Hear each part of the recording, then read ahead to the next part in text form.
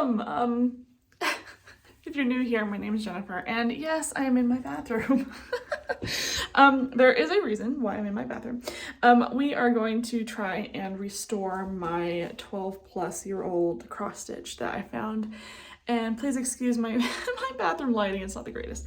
But I'm gonna give you a before shot so you know what it looks like before, and then I'm just gonna see if I can wash this cross stitch because it's pretty stained. So hopefully I can get all the stains out, and hopefully that it'll look nice and I'll be able to flatten it out and be able to finish it because it's not finished yet. So there's still a section that I still need to cross stitch, and then I gotta put all the outlines in, and then I probably have to wash it a second time from all my oils and stuff, and then we'll frame it hopefully. So I'm gonna take some before and after shots, and I'll just show you a little bit of the washing process. I'm just using some Dawn soap that I have, and it's very gentle.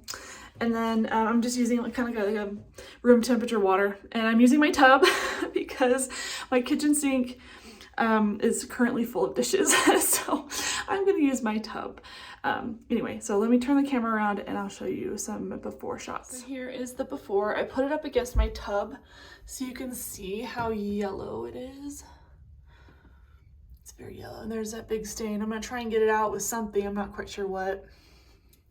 I gotta do some scrubbing. So there it is before.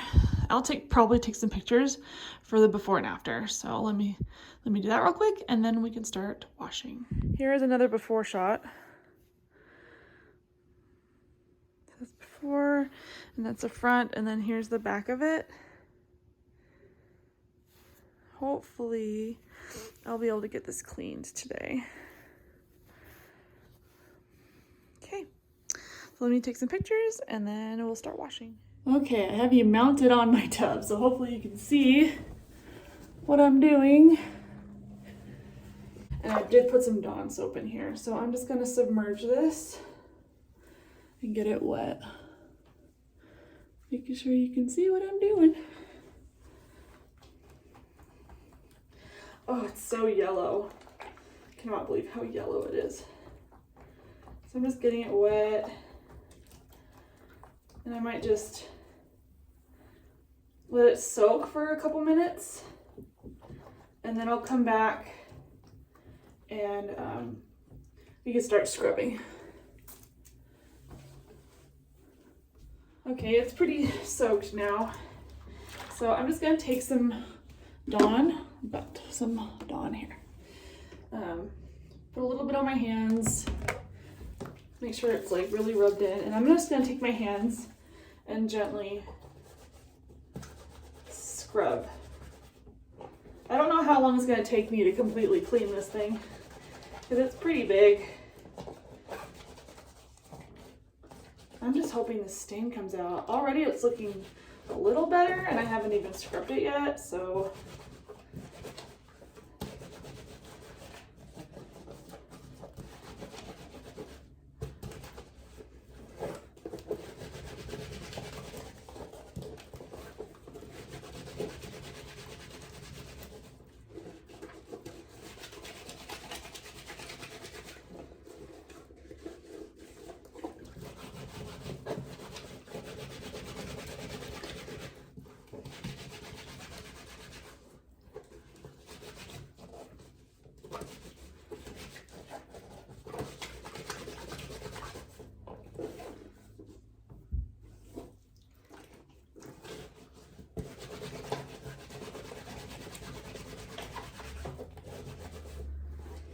I'm gonna continue doing this till it's the whole thing scrubbed, and then I'm gonna let it sit for a little bit in the water, and then I might scrub it again depending on how dirty it is. But I'm gonna try really hard to get that out, that particular stain, or do my best. So hopefully we can get this cleaned. Okay, so here's the first rinse. I'm just rinsing it. Already the water's turning yucky.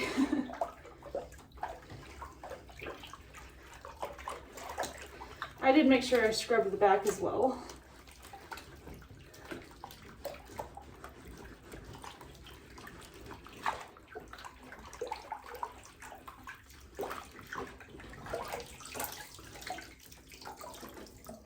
I mean, already the stain looks better. I'm trying to figure out what to use. I don't want to use chemicals. I do have like one of those, what are they called? Like magic erase sponges. Maybe I can try using that. That might be a good idea. You know, this isn't as dirty as I thought it was going to be. Even though the tapestry is quite yellow, but maybe that's just because this kit was made so long ago. I don't know. But I'm probably going to do one more round of scrubbing. And then I'm going to see if I can take this stain out with a magic eraser. Hopefully that'll work. I've seen other people use like a toothbrush and some baking soda. I've seen people use peroxide. I'm a little bit afraid to use peroxide. But let me try to use magic. I'm going to grab a sponge, see if I can get this stain out. Okay, it's been sitting in this bath for about, I don't know, 20-ish minutes.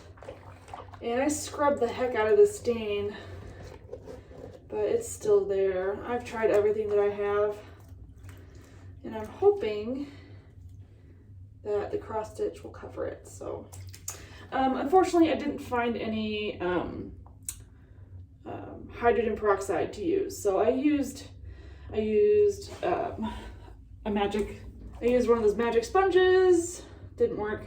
I grabbed an old toothbrush and I grabbed some laundry detergent for the stain, and that seemed to do a little bit, but maybe once it's dry, it'll be less noticeable. So I'm actually going to drain this, and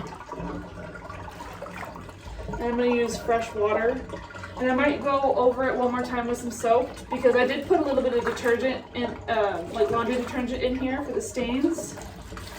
So I'm just going to have to do one more round of washing. So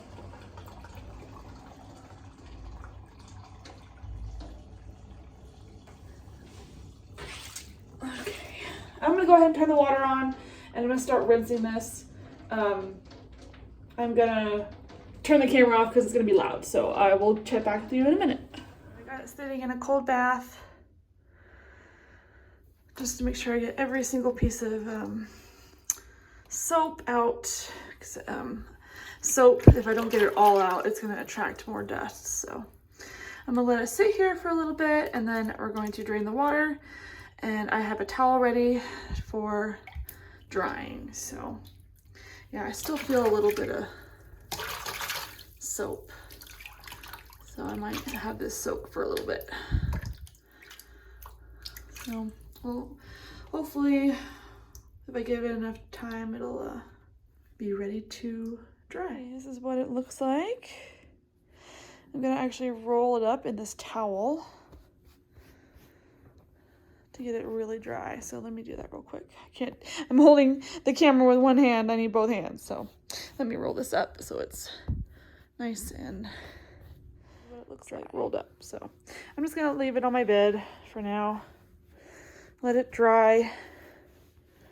And then hopefully when I come back, I will have it on my craft table and we can assess what it looks like. So I will see you in that clip. Okay, so this is the next day. It's completely dry and the stain looks less, so that's nice, but it still isn't quite 100% gone. The yellowing has definitely lightened, so the canvas itself still looks a little bit aged, but it looks a lot better. I have not ironed it or anything. I don't plan on ironing it until I'm completely done with it.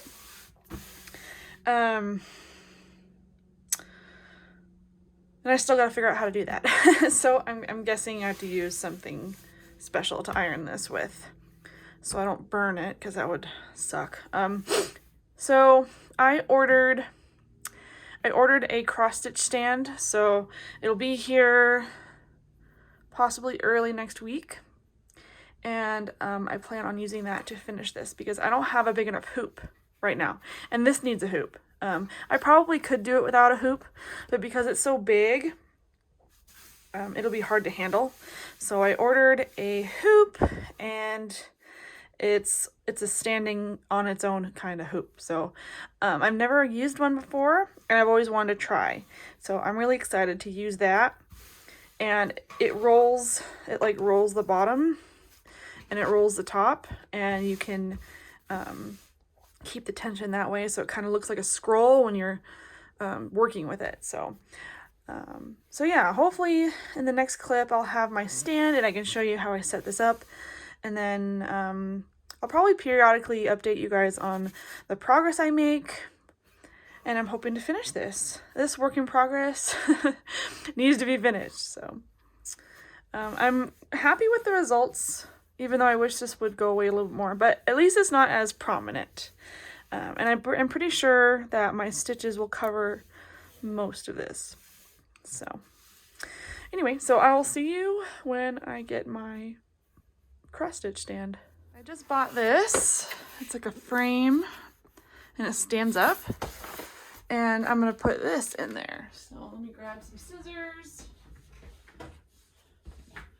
Should have had this prepped. Let's see if I can open this. I've never used one of these before. The last frame I had, it was similar to this, but didn't have legs. So it was just a square frame. And this makes it so I don't have to hold it, which I'm really excited about. So let me see.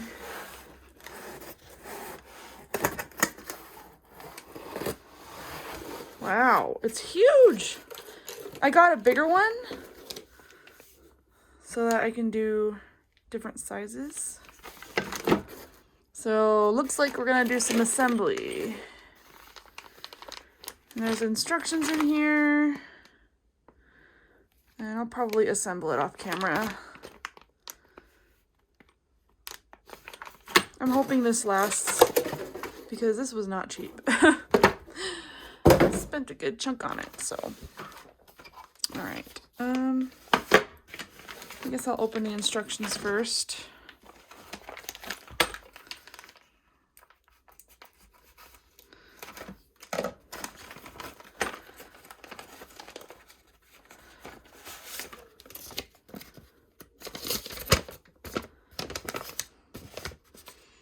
Okay, it gives me a basic idea of how to put it together.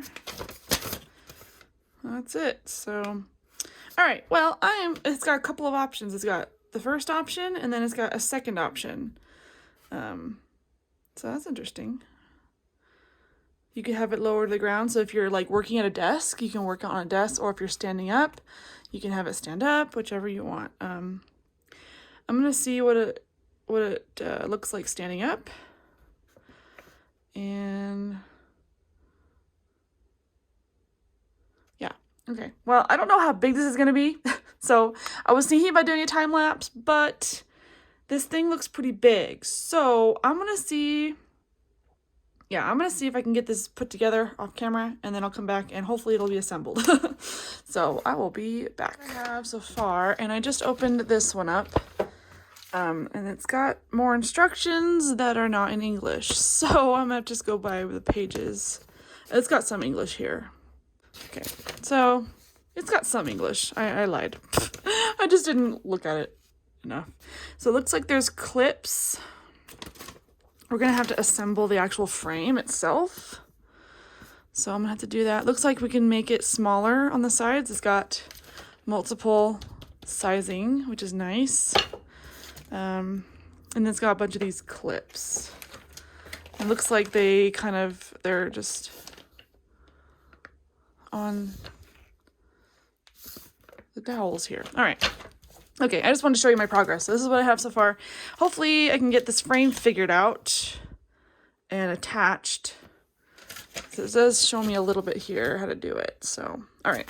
I will see if I can get this finished. Okay, I managed to get my cross stitch into the frame, and I tried my best to square it, but as you can see, the linen is it's not perfectly square, and I think it's just because of how old it is, and it possibly might have to do with the previous stitching, but who knows. I'm hoping that by the time I get to frame this, it'll be somewhat square, but I might have to wet it down and like pull on it just a little bit, because I can tell right here it's a little bit loose, but I don't know, it might just be the way I made this. So already I can tell I'm gonna have such an easier time, although it is quite loose here.